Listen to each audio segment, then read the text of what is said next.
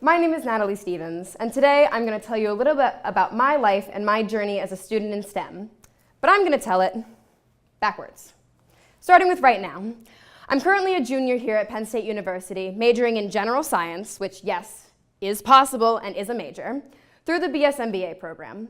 What this means is that I have the opportunity to spend my first 4 years at this university studying just general science across all different fields, and then continuing for an additional 2 years in order to get my master's degree in business.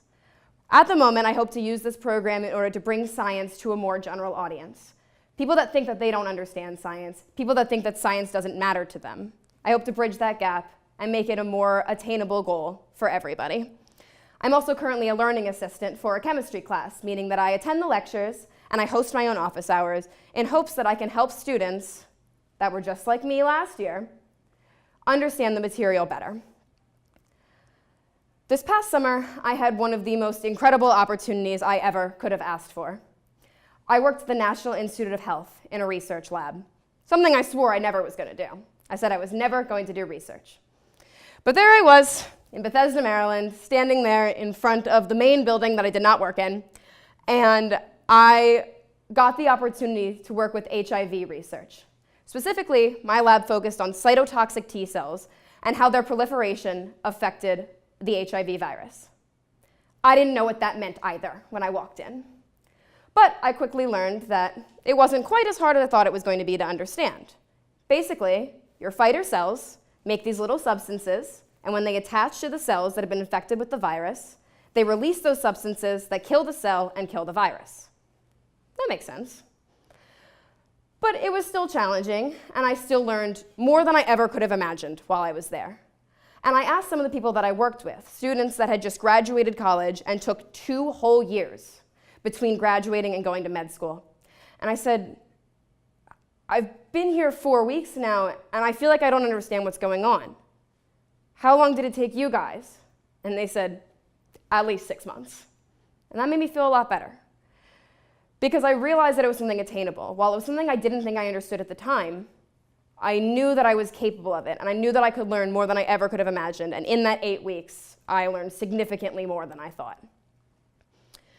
Before that, I was a sophomore, and I took the wrong chemistry class, Chemistry 202, the same one that I teach now.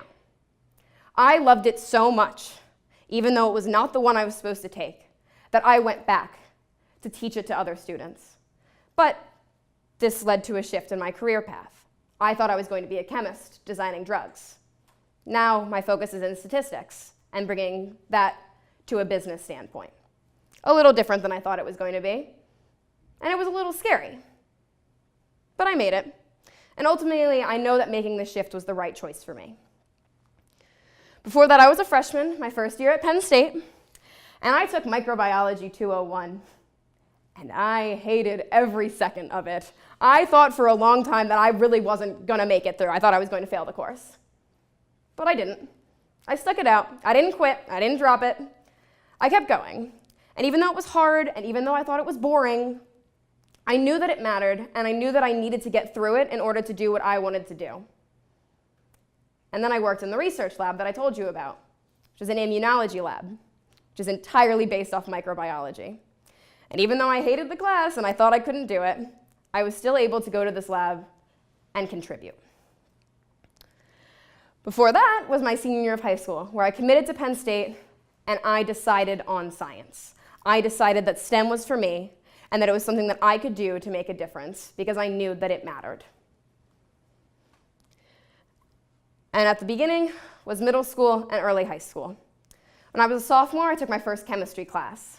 And I realized that I liked studying for the exams, which was something I had never said about any class ever in my life. So I figured that maybe science was something that I should consider looking into. The year before that, I was a freshman, and I was diagnosed and cured of scoliosis.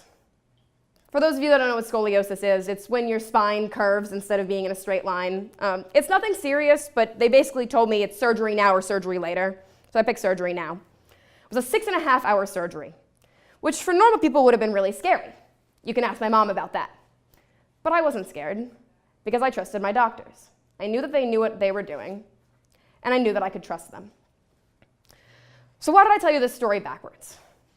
Because I ended where you guys are now. You guys are here, deciding what you want to do and deciding if science is for you, if STEM is for you. So to just touch on a couple things that I learned through my journey is to never be afraid to try new things. Working in the research lab I swore I was never going to is what made me realize how impactful science can be and what a difference it can make in the world. Sometimes it's okay to change your path. I thought I was going to be a chemist. I'm not going to be a chemist. And that's okay, and I'm happy with it. Sometimes things get hard, like microbiology, but you push through and you can make it. And if you are all here, and you are all sitting here at your age, at this conference, knowing, or even just considering that science is for you, you can do it. You're over halfway there, and you can do it. Thank you.